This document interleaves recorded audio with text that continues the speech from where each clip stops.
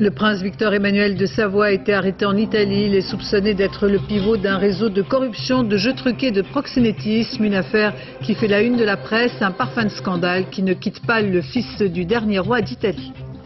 Le mondial, dans 24 heures, les Bleus rentreront sur le terrain. Un match contre la Corée du Sud qu'ils doivent gagner à tout prix. S'ils veulent se qualifier en huitième de finale, Raymond Domenech vient de dévoiler la composition de l'équipe. Environnement avec cette victoire pour les défenseurs des baleines qui sont pourchassées et mises à mort pour des raisons commerciales. Le Japon n'a pas réussi à se débarrasser du moratoire signé il y a 20 ans.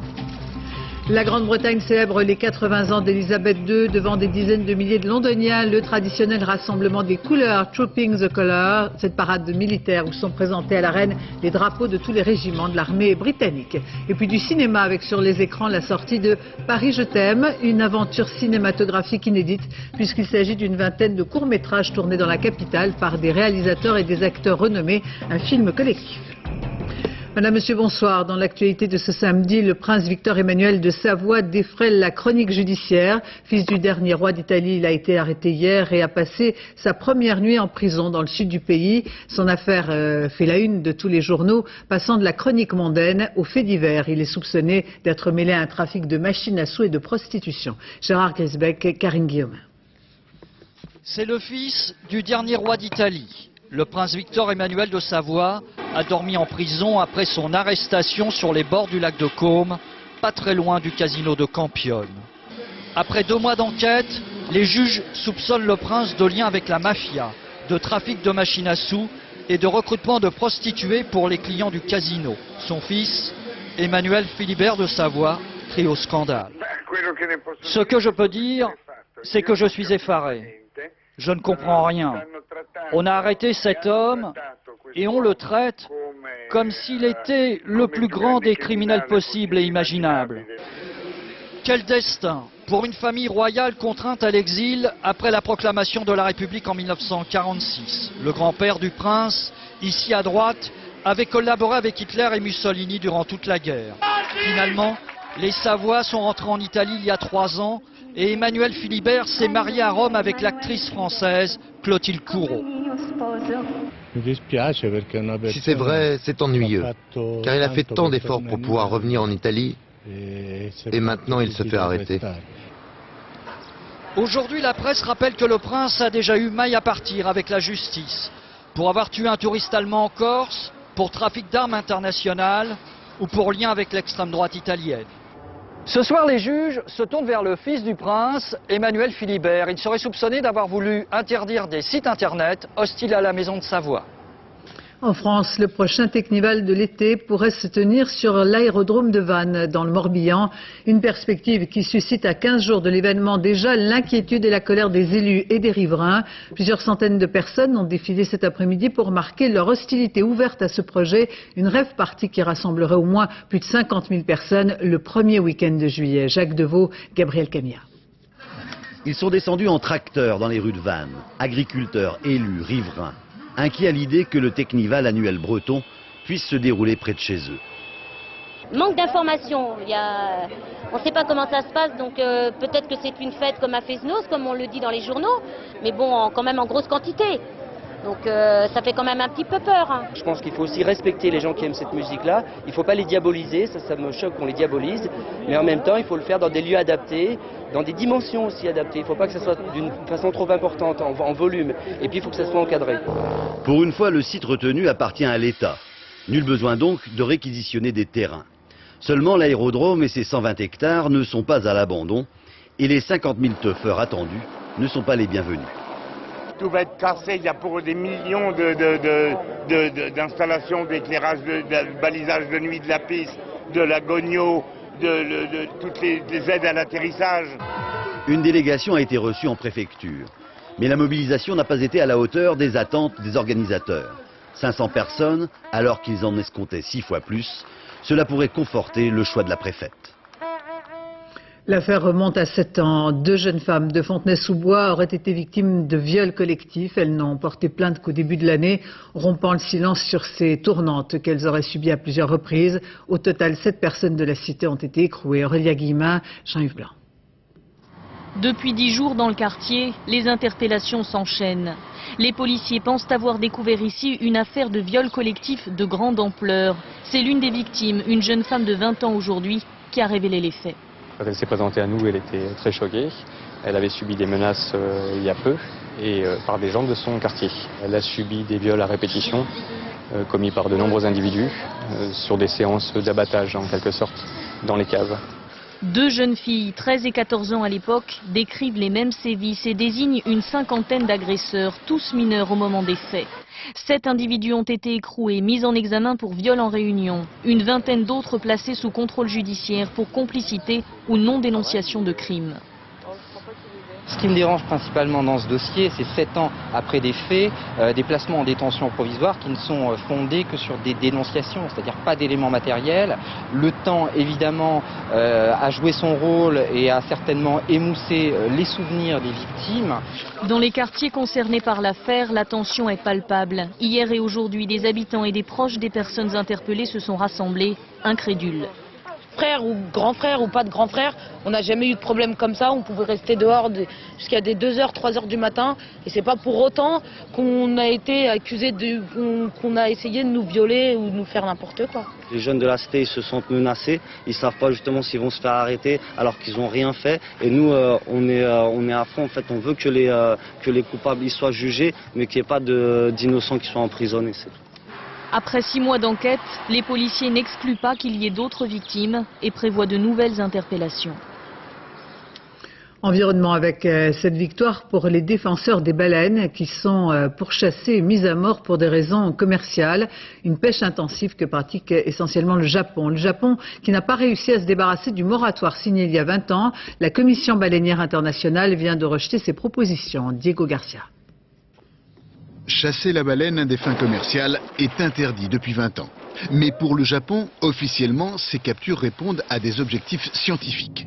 Depuis hier, pro et anti-chasse s'affrontent lors de la réunion annuelle de la Commission baleinière internationale. Le Japon a subi un revers.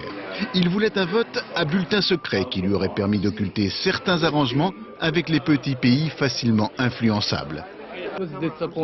C'est décevant, mais cette réunion ressemble à la réunion précédente. On continue à progresser malgré tout. On ne peut pas s'arrêter à cette histoire de vote, mais il faut voir d'une façon globale ce qui ne va pas dans notre organisation. Une vente à la criée. Les baleines harponnées finissent sur les étals des marchés et dans les assiettes des consommateurs. L'hypocrisie du Japon doit cesser selon Greenpeace. Cette première défaite des Japonais est une victoire pour les baleines, mais la vigilance reste de mise. Nous poussons un énorme soupir de soulagement, mais l'année prochaine, nous allons faire face à la même situation ridicule. Et les gouvernements qui sont contre la chasse à la baleine doivent en faire plus pour contrer les manœuvres du Japon. Et de fait, car les pro-chasses n'ont pas dit leur dernier mot. Il leur reste 3 jours pour faire lever le moratoire de 1986 interdisant la chasse aux cétacés, histoire de tuer plus de baleines en toute légalité. La Grande-Bretagne célèbre les 80 ans d'Élisabeth II. Comme le veut la tradition, la reine a assisté au rassemblement des couleurs Trooping the Colours, cette parade militaire où lui sont présentés les drapeaux des régiments de l'armée britannique devant des dizaines de milliers de sujets de Sa Majesté. Cette année, un parfum écologiste entourait ces commémorations sur place. Maryse Burgot et Dominique Martel. Une reine souriante et enthousiaste, un défilé aérien exceptionnel au-dessus de Londres et la famille royale quasiment au grand complet. Il fallait bien cela pour fêter les 80 ans d'Élisabeth II. Elle est née un 21 avril, mais c'est traditionnellement en juin que les Britanniques fêtent l'anniversaire de leur souverain. En 52 déjà, lors de sa première année de règne, Élisabeth présidait cette cérémonie militaire. À l'époque, elle le faisait à cheval. Aujourd'hui, c'est en calèche, aux côtés de son mari, le prince Philippe, qu'elle remonte le célèbre Mall, l'avenue qui mène à Buckingham. Une journée très consensuelle, avec pourtant cette année un petit couac, la une de ce grand quotidien. Est-il bien nécessaire, demande ce journal, d'exterminer des ours du Canada pour fabriquer ces fameux stocks en fourrure de la garde royale? À raison d'un ours par chapeau, même les fans d'Élisabeth II ne comprennent pas. Je ne savais pas ça. Moi, je croyais que c'était du nylon. Sinon, je ne serais jamais venue ici. D'un côté, on les protège. D'un autre côté, on en fait des chapeaux. Une réalité dénoncée par plusieurs groupes de défense des animaux. Ceux-là manifestaient en mai dernier à Londres, dans le plus simple appareil. Pour leur défense, les militaires expliquent que des toques en synthétique deviendraient beaucoup trop lourdes en cas de pluie. La reine n'a jamais pris publiquement position sur cette affaire de chapeau. Ce n'est pas à 80 ans qu'elle va abandonner son légendaire sens de la réserve. On ne sait donc pas du tout ce qu'elle pense de cette polémique. En Allemagne, de violents orages ont joué les troubles fêtes avec des grêlons gros comme des balles de tennis. Ces orages ont touché l'est et le nord du pays. Au total, des dizaines de milliers de voitures ont été endommagées. Karine Comati. Ce matin en Allemagne, on commente les balles de la nuit, mais pour une fois, ce n'est pas de foot dont il s'agit. Des grêlons gros comme des balles de tennis sont tombés sur le nord et l'est du pays. En une nuit, des milliers de voitures endommagées, des vitres et des toitures brisées. À Leipzig, 6 personnes ont été blessées, dont un homme de 60 ans, tombé du toit de sa maison. Les orages ont fait rage dès hier soir de la Baltique à Berlin, refroidissant les ardeurs des amateurs de foot massés devant les écrans géants. À Leipzig, où la France rencontre demain soir la Corée du Sud, on assure que tout sera prêt. Les Bleus craignaient un terrain trop sec, et voilà rassurés. Les sapeurs-pompiers sont à la fête et pour leur journée nationale, ils ouvrent grand les portes des casernes 24 heures pour découvrir ou mieux connaître leur quotidien, défilés, manifestations un peu partout en France.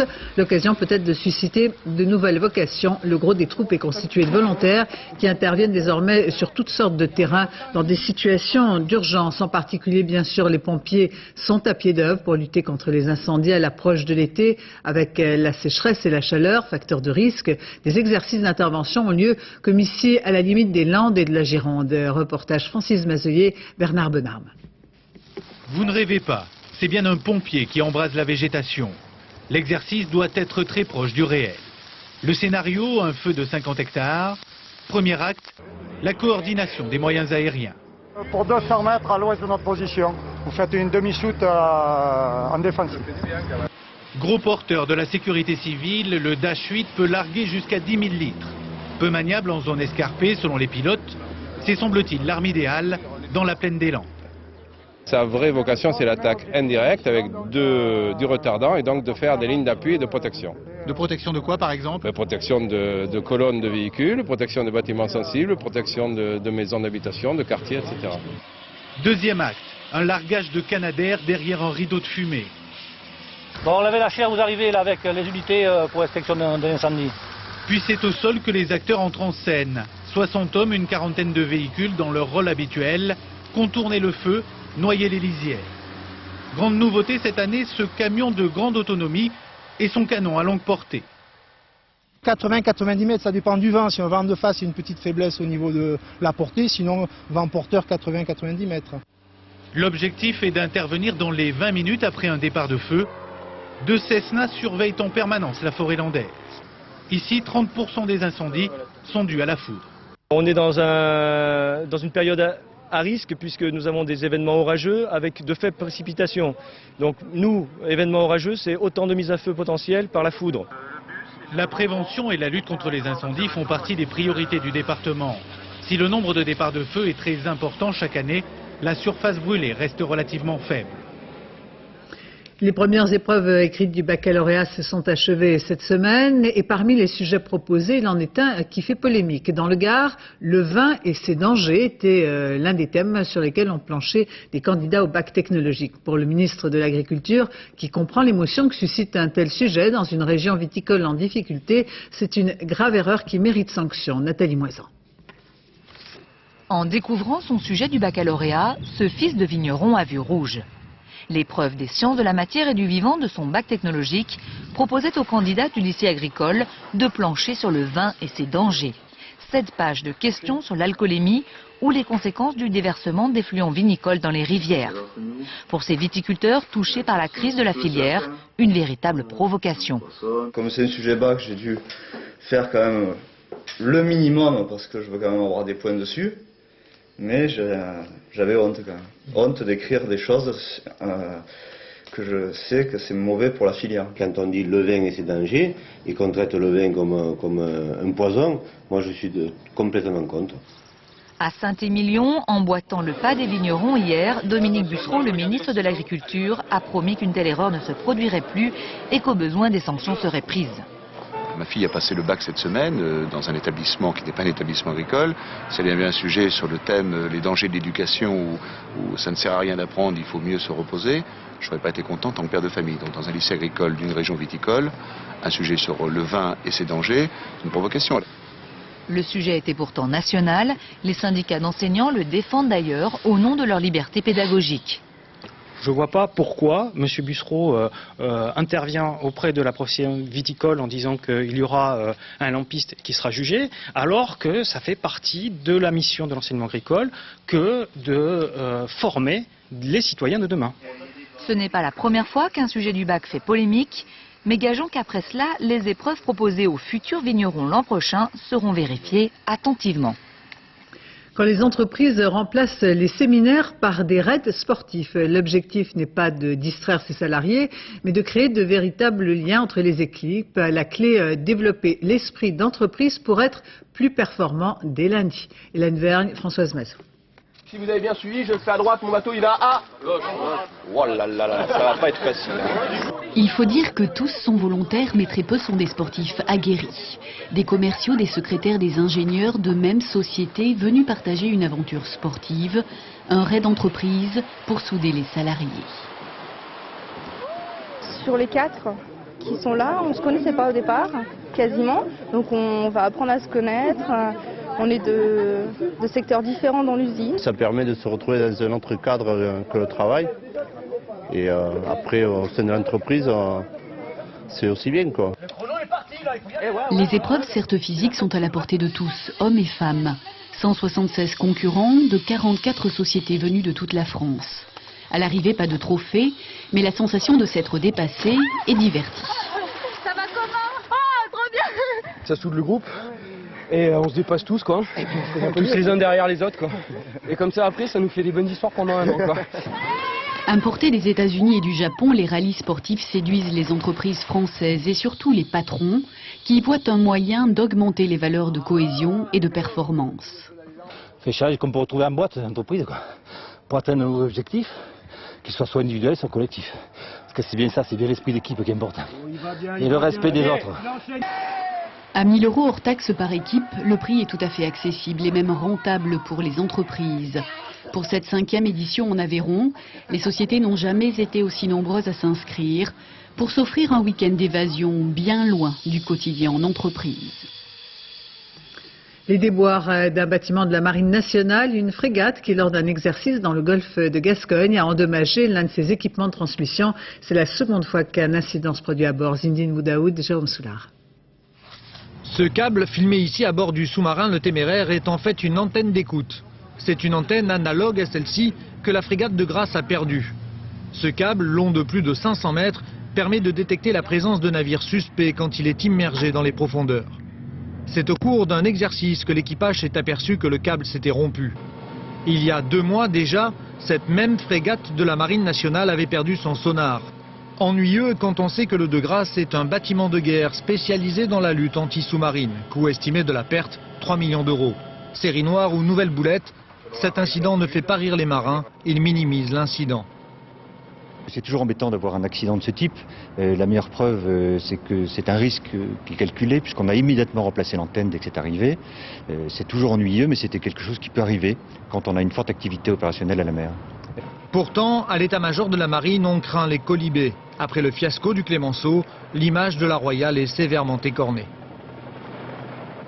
Un mot de politique avec ce sondage IFOP apparaître demain dans le journal du dimanche. Une baisse de 2 points pour Jacques Chirac avec 27% d'opinion favorable. Une baisse de 5 points pour Dominique de Villepin. La cote de popularité du Premier ministre est de 23%. L'actualité à l'étranger nous amène en Somalie, dans ce pays dévasté par des années de guerre civile. Aujourd'hui, ce sont les islamistes qui ont pris le pouvoir en contrôlant la capitale. Leurs troupes sont en train de se déployer vers le nord. Une situation qui inquiète la communauté internationale, d'autant que le projet d'une force d'interposition est violemment rejeté par les miliciens islamistes. Philippe Bisserias. Quelques rafales suffiront La ville de Jowhar tombe, presque sans combat. Une victoire de plus pour les miliciens des tribunaux islamiques. Ils sont l'équivalent somalien des talibans afghans. À peine entrés en ville, ils vont imposer la création de cours de justice appliquant la charia, la loi coranique, et se présentent comme les garants de l'ordre dans un pays en proie au chaos. À partir d'aujourd'hui, plus personne n'aura le droit de détenir une arme et un couvre-feu sera imposé de 8 h du soir à 5 h du matin. Après avoir pris Mogadiscio, la capitale, début juin, les milices islamistes contrôlent le centre de la Somalie. Un pays démembré, où au nord, 2 régions, le Somaliland et le Puntland, ont déjà fait sécession depuis des années. En face, les traditionnels seigneurs de la guerre sont en déroute. Pendant 15 ans, ils se sont partagés la Somalie. Ces dernières années, les États-Unis les ont même financés pour qu'ils fassent barrage aux combattants de l'Union des tribunaux islamiques, soupçonnés d'abriter des militants d'Al-Qaïda. Dans ce pays dévasté, il existe pourtant un gouvernement. Voici son président. Isolé, peu armé, il demande l'intervention d'une force de maintien de la paix. Une de plus. En 1993, déjà, les États-Unis avaient envoyé 28 000 soldats en Somalie. Ce fut un fiasco. Les images de ces cadavres de rangers américains firent le tour du monde. Les États-Unis évacuèrent le pays, livrés alors aux bandes armées. Hier, à Mogadiscio, les islamistes ont rassemblé 10 000 manifestants. Brandissant des Korans, ils ont crié « Nous ne voulons pas de troupes étrangères ». Un message qui s'adresse également aux voisins éthiopiens. Ce dernier aurait rassemblé des soldats le long de sa frontière avec la Somalie. On passe à l'actualité sportive, c'est bien sûr le mondial et on retrouve tout de suite en direct de Leipzig Manuel Tissier. Le sélectionneur Raymond Domenech vient de dévoiler la composition de l'équipe de France. Alors globalement, peu de changements semble-t-il par rapport à mardi dernier. Oui, c'est plus le changement, c'est plus la continuité que le changement, puisque Florent Malouda sera le seul entrant de ce 11 titulaire. Il remplace poste pour poste Franck Ribéry qui avait fait ses débuts en Coupe du Monde il y a 5 jours. Alors ce n'est pas une surprise, toute la semaine le sélectionneur l'avait seriné. 1-0-0 ne doit pas pousser à tout bouleverser, à tout jeter à l'eau. Il fait donc confiance à la même défense, solide, et bien sûr à ses grognards, la colonne vertébrale de l'équipe, Vieira, Zidane, Thuram et Makelele. Florent Malouda va donc disputer à 26 ans son premier match de Coupe du Monde. Ce sera sa 14e sélection et on espère qu'il apportera sa fraîcheur et en tout cas un peu plus de dynamisme pour faire trembler les filets coréens et enfin marquer ce but en Coupe du Monde qui manque tant à l'équipe de France depuis 8 ans. Merci Manuel Tissier. À la veille de son match contre la Corée du Sud, l'équipe de France s'est installée à Leipzig. Les Bleus ont pris leur quartier à l'hôtel Renaissance, tout un symbole. Ils vont affronter demain soir les Coréens, une rencontre qu'il faut gagner à tout prix. Les Bleus sont sous pression. Manuel Tissier, Vincent Bouffartic. À première vue, c'est la routine. Seule la ville change. Aujourd'hui, Leipzig, 2e étape de l'autobus bleu. Mêmes attitudes, mêmes survêtements. Mais demain soir, l'atmosphère du Zentralstadion sera un peu plus tendue. C'est l'une des plus petites enceintes de ce mondial, 39 000 places. Et l'équipe de France y joue son avenir. Là, on est dans la situation avec la pression du match de coupe. Si on perd, plus nous encore que les Coréens, si on perd, donc il y a cette pression de l'élimination directe qui est là et qui pèse. À 24 heures de la rencontre, le véritable niveau des Bleus reste un mystère. Raymond Domenech les trouve solides, toute la France les juge timides. Incapable de marquer contre la Suisse, le 11 tricolore doit trouver l'étincelle et peut-être aussi chasser les vieux démons. Le fait de peut-être penser à 2002, penser qu'il faut bien commencer, surtout pas par une défaite, ça fait que quelque part, vous pensez plus à défendre qu'à autre chose. Et justement, pour faire des bons résultats, il faut trouver le bon équilibre entre la défense et l'attaque. Si la pression monte, les températures sont en chute libre à Leipzig. Fini la canicule et l'herbe trop sèche, les Bleus ont juste besoin d'un brin de folie. Et ils auront besoin aussi des encouragements de tous les supporters pour espérer se qualifier en 8e de finale. Des supporters français qui ont fait le déplacement, ils seront là pour soutenir leur équipe. Thierry Curtet, Laurent Desbois. 1000 tentes de place parfaitement alignées sur l'ancien stade de Leipzig. La ville a prévu grand. Seulement voilà, les supporters français se font attendre. Le réveil s'appelle Balthazar. Il a déjà vu 62 matchs de l'équipe de France. Son maître, Clément d'Antibes, fêtera lui sa 100e sélection demain. Moi, c'est ma 5e Coupe du Monde, donc j'ai vu, par expérience, j'ai vu qu'il y a des équipes qui étaient championnes du monde et qui avaient démarré très très mal. Et puis à la sortie, ils étaient champions du monde. Hein. Tais-toi. Quoi? Shut up. Il faut bien le dire, Balthazar ne se fait pas que des amis au camping. Et puis il a un autre problème. Comment Clément va-t-il arriver à le faire entrer dans le stade? Le problème, c'est que s'il chante en même temps, hein, il ne faudra pas chanter Balthazar.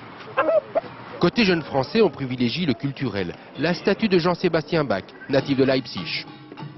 Côté Corée, en revanche, on assure l'ambiance.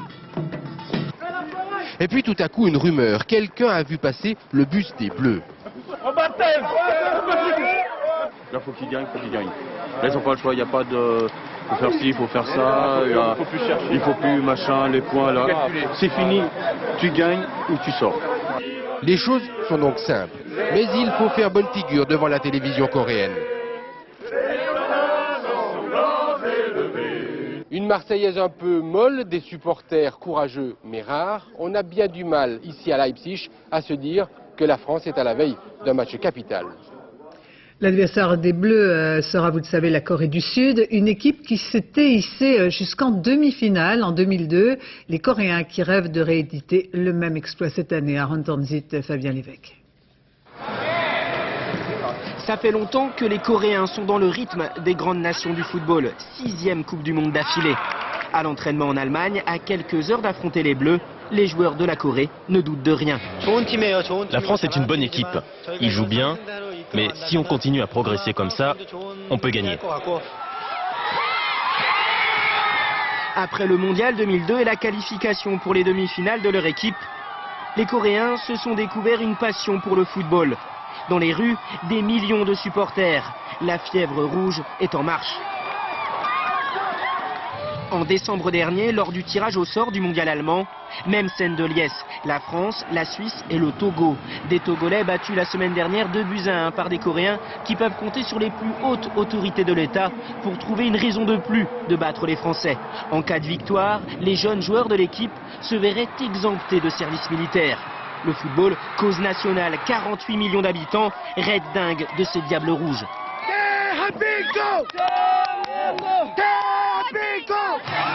Chaud d'ambiance dans les rues de Séoul après la victoire face au Togo. Des Coréens sans dessus-dessous qui attendent maintenant qu'une seule chose, vaincre la France. C'est sûr, nous allons nous qualifier pour les 8e de finale. Et vous verrez demain, on battra même les Français. En avant la Corée!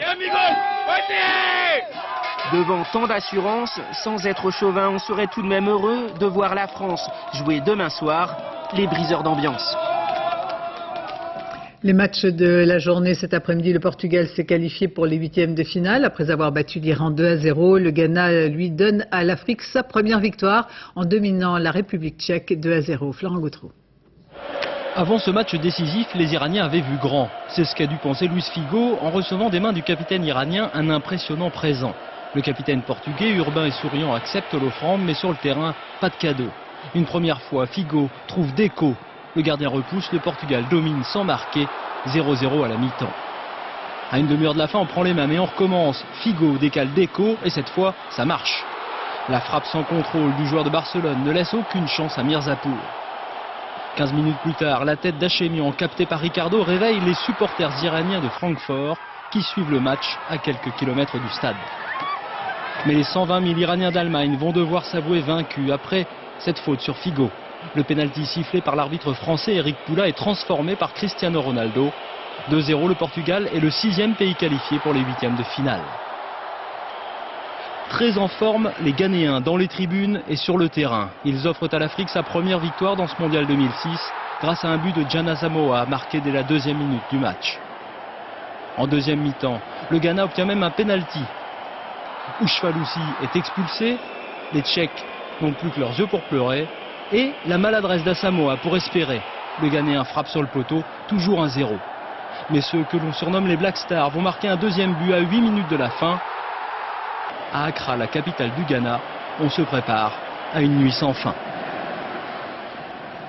C'est demain la fête des pères pour les retardataires. Il est encore temps de dénicher une idée de cadeau. On peut même le lui dire avec des fleurs. Mallory Aounou, Valérie Lucas. On leur a dit que c'est leur fête, on leur a dit aussi que le ridicule ne tue pas, alors tant pis, le jeu en vaut la Charlotte. Mieux là, comme ça. Ça va là, comme ça. Ferrari rouge pour l'un, Porsche jaune pour l'autre. Pour la fête des pères, ils réalisent leurs rêves sur un circuit automobile. Là, ça lui fait plaisir. Ouais. Et c'est parti. C'était lui. À partir de 48 € les 2 tours de piste, de quoi satisfaire la passion du papa dans un vrai bolide pour le prix d'une voiture miniature. Sans compter qu'à l'arrivée, les pères se sont transformés en héros, ils savourent leurs sensations. On regarde même pas la voiture, on regarde pas du tout le tableau de bord, rien du tout, on regarde tout ce qu'il y a devant, la vitesse et tout, c'est fabuleux. Le seul souci maintenant c'est la voiture, il faut l'avoir. Ce sera peut-être le cadeau de l'année prochaine, sauf si notre coureur se voit offrir un bouquet. Car chez ce fleuriste, on fête désormais les papas. Rien à voir encore avec la fête des mères, mais les ventes de compositions florales pour les hommes augmentent de 20% chaque année. Ce sont des lignes assez pures, très graphiques et des compositions vraiment spécifiquement adaptées au goût masculin. Oubliez les roses et les orchidées, mais dans ce monde de brut qui l'eût cru, le mâle devient sensible au langage des fleurs. C'est de la douceur, c'est de la tendresse, je dirais. Même les hommes en ont besoin ? Évidemment. C'est bien, on a la peau dure, donc il faut l'attendrir. Plus de cadeaux attendus non plus dans cette boutique spécialement dédiée aux hommes. Bien sûr, les articles de jardinage, de technologie ou de bricolage font toujours recette, mais plus seulement. On a également vendu cette semaine beaucoup d'articles liés au ménage et à la maison. Donc là, j'ai un petit doute quand même. Mais sans vous vexer, messieurs, le record des achats sans idée, c'est ça, le coupe-poêle automatique. Il a de l'humour, ça le fera rire. Ça va lui servir surtout. À utiliser dans les oreilles ou dans le nez, voilà comme qui dirait un cadeau qui tombe pile poil. Ils n'ont pas le même embout. Un festival pour jongler avec les mots de la poésie au slam en passant par la littérature classique. On vient ici à la Charité-sur-Loire pour se tourner la tête en se nourrissant de toutes sortes de textes. Un festival qui avait cette année une couleur particulière. Raymond Devos, le magicien des mots, s'est éteint le jour même de l'inauguration. François-Julien Piednoir, Frédéric Capran. Le festival du mot est de retour. À force de tambouriner, de jouer avec les mots, la Charité-sur-Loire vit la tête à l'envers le temps d'un week-end. Ses habitants sont même devenus fous de mots. Je suis un tombeur amateur, un tambour amateur, je l'ai dit. De quoi en perdre son latin. Pendant 4 jours, sous la chaleur, les mots suintent sur les murs de la ville. On peut y lire par exemple cette boutade « Aujourd'hui au café, je commande un demi, j'en bois la moitié, il ne m'en restait plus ». Bien entendu, c'est du Raymond Devos. C'était un homme qui, à partir d'une réflexion sur les mots, construisait des jeux avec les mots, mais construisait surtout des histoires réelles qui nous entraînaient dans l'imaginaire. Le slam, moi, je l'ai découvert. De la Loire sortent de drôles de clameurs, celle de Gérard Mundy, le roi des slameurs. J'extériorise, sors de mon nez toute matière grise qui me hante souvent, qui me ronge par traîtrise. Le mal en soi, contrairement au bien qu'il a propagé. J'ai comme vous des rêves, si je n'y crois plus ici, qu'est-ce que je fais? Les gens se Il est 20h passées, les festivaliers ont donc faim. Je voudrais vous commander un menu, le sensuel. Pour les rassasiés, les mots sont livrés à domicile en 30 minutes. Au menu ce soir, du Sacha Guitry, une dégustation de poésie et du Anna Gavalda. Des textes qu'on dévore, des paroles que l'on boit. Et j'ai vu l'étiquette quand il s'est penché pour ramasser sa serviette. Sa serviette qu'il avait laissée tomber exprès pour en avoir le cœur net avec cette histoire de bas. Merci. Le menu était bon, vous avez bien mangé? Le menu était bon. Nous allons continuer par des choses plus terre à terre. Plus terre à terre, mais champagne. Oh, pourquoi pas. Le cru 2006 du festival devrait être bon. Tout le week-end, des milliers d'accros vont pouvoir s'enivrer de mots sans aucune modération. Vous avez beaucoup de demandes? Ouais. Cinéma avec la sortie mercredi prochain de Paris je t'aime, une aventure inédite puisqu'il s'agit d'une vingtaine de courts-métrages tournés dans la capitale par des réalisateurs et des acteurs de renom. Un film collectif. Pascal Deschamps, Mathieu Dregeau. L'idée était un peu folle. Un quartier de Paris, une durée, 5 minutes, et un thème, une rencontre amoureuse.